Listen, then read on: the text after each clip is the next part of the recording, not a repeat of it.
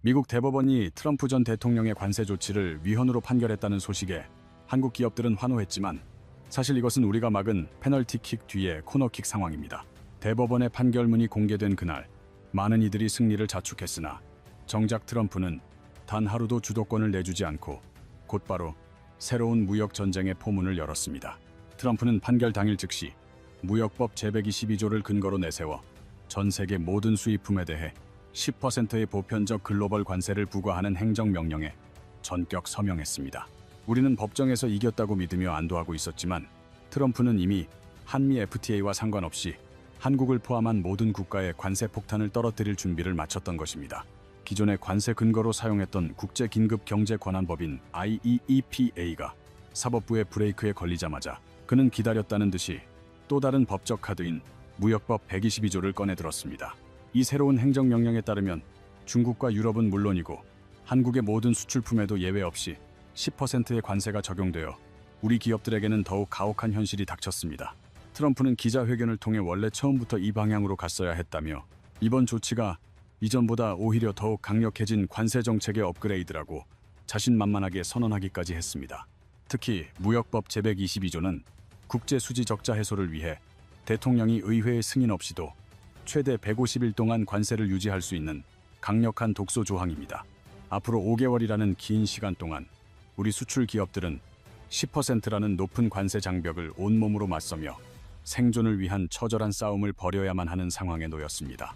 일각에서는 미국 의회가 이를 막을 수 있지 않겠느냐고 기대하지만 현재 상원과 하원을 모두 장악한 공화당이 트럼프의 정면 행보를 가로막을 가능성은 매우 낮습니다. 비록 공화당 내에서 일부 관세 반대파 의원들이 목소리를 내고는 있지만 다가올 중간 선거를 앞두고 트럼프의 핵심 지지층을 자극하며 대립할 의원은 거의 없습니다. 더욱 무서운 사실은 150일의 기간이 끝난 뒤에도 트럼프 행정부가 또 다른 법적 수단을 동원해 동일한 수준의 관세를 유지할 수 있다고 이미 예고했다는 점입니다. 베선트 재무장관은 섹션 301, 232, 그리고 338 등 대통령이 휘두를 수 있는 다양한 관세 카드들이 줄줄이 대기 중이라며 전 세계를 향해 경고했습니다. 결국 대법원의 위헌 판결은 트럼프에게 패배를 안겨준 것이 아니라 그가 더 정교하고 강력한 법적 근거를 찾아내도록 채찍질한 꼴이 되어 우리에게 돌아왔습니다. 한국 언론들은 트럼프가 대법원에서 패배하여 레임덕이 가속화될 것이라는 낙관적인 분석을 내놓았지만 이는 트럼프라는 인물의 정치적 전략을 너무나 과소평가한 오판입니다. 트럼프의 핵심 지지층인 러스트벨트 노동자들과 중서부 농민들에게 이번 판결은 오히려 트럼프가 기득권 엘리트들에 맞서 자신들을 위해 싸우고 있다는 강력한 증거가 되었습니다. 트럼프는 자신을 임명한 대법관들조차 비애국적이며 국가의 수치라고 맹비난하며 기득권이 미국 국민을 배신했다는 프레임을 만들어 지지 세력을 더욱 결집시키고 있습니다. 대법원 판결 지지 여론이 60%에 달한다는 통계도 있지만 트럼프는 숫자에 연연하지 않고 판결 당일 새로운 관세에 서명하며 단숨에 전국의 주도권을 다시 장악했습니다. 우리가 승리의 축배를 들기도 전에 상대팀 감독은 이미 전술을 바꿔 더 위협적인 코너킥을 올리고 있는 것과 다름없는 절박한 형국이 전개되고 있습니다. 이제 우리는 단순히 과거의 관세를 돌려받는 문제에 매몰될 것이 아니라 트럼프가 새롭게 구축한 관세 장벽을 어떻게 돌파할지 근본적인 대책을 세워야 합니다. 미국 대법원은 2026년 2월 20일 대통령의 무분별한 관세 부과 행위가 의회의 고유 권한을 침해한다는 근거로 6대3의 위헌 판결을 최종 확정했습니다. 본래 테러 자금 차단이나 적국 자산 동결을 위해 설계된 IEPA라는 비상 권한을 트럼프가 무역 적자 해소라는 억지 명분으로 남용한 것에 법원이 제동을 건 것입니다. 사법부는 헌법상 관세를 정하는 권한은 엄연히 의회에 있음을 재확인하며 대통령이 비상사태 선언 하나로 무역 질서를 마음대로 주무르는 것은 명백한 월권이라고 보았습니다. 이는 마치 회사의 예산 집행권이 재무팀에 있음에도 불구하고 사장이 긴급 상황이라는 핑계로 절차를 무시하고 독단적으로 자금을 집행하다가 이사회에 의해 저지당한 꼴입니다. 위헌 판결로 인해 한국 기업들이 과거에 납부했던 관세를 돌려받을 수 있는 법적 명분은 확보되었으나 그 과정은 결코 평탄하지 않은 가시밭길이 될 전망입니다. 대법원의 판결문은 원칙적인 위헌 여부만을 다루고 있을 뿐 기업들이 실제로 돈을 돌려받기 위해 밟아야 할 세부적인 환급 절차에 대해서는 단 한 줄도 언급하지 않았습니다. 현재 전 세계 수입업체들이 환급받을 가능성이 있는 금액은 최대 750억 달러로 추산되지만 이는 한국뿐만 아니라 전 세계 모든 업체의 금액을 합산한 수치입니다.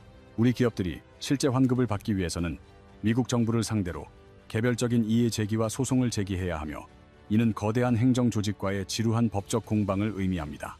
트럼프는 이미 기자회견을 통해 개별 기업이 환급을 받기 위해서는 최소 2년 이상의 소송 기간이 필요할 것이라 경고하며 행정부가 순순히 협조하지 않을 것임을 암시했습니다. 정산이 완료되지 않은 관세는 사후적으로 비교적 수월하게 돌려받을 수 있겠지만 이미 정산이 끝난 대부분의 관세는 복잡한 소송 없이는 환급이 사실상 불가능합니다. 설상가상으로 미국 행정부는 온갖 행정적 절차와 항소를 동원하여 환급 시기를 최대한 늦추려 할 것이며 이 과정에서 발생하는 비용과 시간은 오로지 기업의 몫이 됩니다. 실제로 트럼프는 환급 계획을 묻는 질문에 이미 답했다는 식으로 냉소적인 반응을 보였는데 이는 향후 환급 과정이 결코 호의적이지 않을 것임을 보여주는 명확한 신호입니다. 일각에서는 750억 달러의 환급금이 미국 재정을 위협할 것이라 우려하지만 연간 재정 적자가 2조 달러에 달하는 미국에게 이는 경제를 흔들 정도의 규모는 아닙니다. 미국은 기축통화국으로서 다른 나라들과는 차원이 다른 재정 운용의 자유를 누리고 있기에 관세 환급금 때문에 그들의 경제 시스템이 마비될 것이라는 생각은 오판입니다. 더 큰 문제는 미국 정부가 관세를 돌려주더라도 비관세 장벽이라는 교묘한 수단을 동원하여 우리 기업들에게 더 큰 압박을 가할 수 있다는 사실입니다. 수입품에 대한 통관 절차를 복잡하게 만들거나 원산지 표기 규정을 갑자기 까다롭게 변경하는 식의 조치는 WTO 체제 하에서도 정당한 권리로 포장되기 쉽습니다. 자국민의 안전이나 환경 규제라는 명분을 내세워 비관세 장벽을 높이면 이는 관세보다 훨씬 더 대응하기 어렵고 강력한 수출 방해 요소로 작용하게 됩니다. 결국 대법원의 판결로 얻은 환급 권리는 자칫 잘못 건드리면 다른 곳에서 더 큰 피해를 볼 수 있는 독이 든 성배와 같은 위험을 내포하고 있습니다. 미국 정부를 상대로 환급 소송에 앞장서는 기업들은 향후 반덤핑 조사나 다른 무역 제재에 집중 타깃이 될 수 있는 보이지 않는 리스크를 감수해야만 합니다. 이미 올해 초 한국산 화학 제품에 대한 미국의 반덤핑 예비 판정 사례에서 알 수 있듯이 미국은 자신들의 이익에 반하는 상대에게 언제든 무역 칼날을 휘두를 수 있습니다. 미국 대법원에서 관세 위헌 판결이 나오기까지 우리 정부가 취한 지켜보겠다는 관망적인 태도가 과연 최선이었는지 우리는 냉정하게 물어야 합니다. 물론 관세청이 환급 대상 기업을 사전에 추출하고 로펌들이 안내를 시작했지만 이는 민간 주도의 대응일 뿐 정부 차원의 공식 시나리오는 없었습니다. 승소 시 환급 절차를 어떻게 앞당길지 혹은 미국이 대체 관세 카드를 꺼낼 때 어떤 협상 카드로 맞설지에 대한 국가적 전략이 미리 짜여 있어야 했습니다. 판결이 나온 다음 날에야 긴급 회의를 열고 국익에 부합하는 방향을 검토하겠다는 식의 사후 약방문은 수능이 끝난 뒤에 전략을 짜는 학생과 다를 바 없습니다. 청와대는 예상 못한 결과는 아니었다고 말하지만 트럼프가 판결 당일 10% 글로벌 보편 관세를 즉각 시행할 것까지는 미처 대비하지 못한 것으로 보입니다. 개별 기업이 거대한 미국 행정부를 상대로 홀로 소송을 벌이는 것은 계란으로 바위치기이며 승소하더라도 다른 무역 보복의 타깃이 될 위험이 너무 큽니다. 이제는 한국 정부가 전면에 나서서 환급 문제와 한미 통상 현안을 묶어 일괄 협의하는 통큰 외교력을 발휘해야 우리 기업들의 실리를 지킬 수 있습니다. 현재 관세청이 DDP 수출 기업들의 환급 절차를 안내하고 미세관 당국과 공조하고는 있지만 이는 실무적인 조치일 뿐 근본적인 정치적 해결책은 아닙니다. 특히 대미 수출을 하는 24영개 기업 중 환급 청구권이 있는 6영여개의 DDP 수출 기업들이 보복 우려 없이 제 권리를 찾도록 정부가 보호막이 되어야 합니다. 우리는 국제관계에서 착한 나라라는 환상을 버려야 하며 오직 철저한 자국 이익만을 추구하는 냉혹한 통상 전쟁의 한복판에 서 있음을 직시해야 합니다. 미국뿐만 아니라 중국과 유럽 등 모든 강대국이 자국의 실익을 위해 수단과 방법을 가리지 않는 상황에서 예의를 차리는 외교는 패배로 가는 지름길입니다. 상대의 허점을 파고들어 우리 몫을 챙기는 것이 진짜 외교이며 미국이 우리를 동맹으로 대우하게 만드는 힘은 오직 강력한 경제적 지렛대에서 나옵니다. 우리가 미국에 약속한 500억 달러라는 거대한 투자 계획은 단순히 선물로 끝날 것이 아니라 관세 장벽을 허무는 가장 강력한 공격용 무기로 활용되어야 합니다. 실제로 과거의 대미 투자를 지렛대 삼아 25%의 관세를 15%까지 낮췄던 성공의 기억을 되살려 이번 10% 글로벌 관세 국면에서도 실리적인 결과를 끌어내야 합니다. 대법원의 이번 판결은 관세 전쟁의 종지부가 아니라 더 정교하고 강력해진 트럼프식 무역 조치들이 몰아칠 제2라운드의 시작임을 잊어서는 안 됩니다.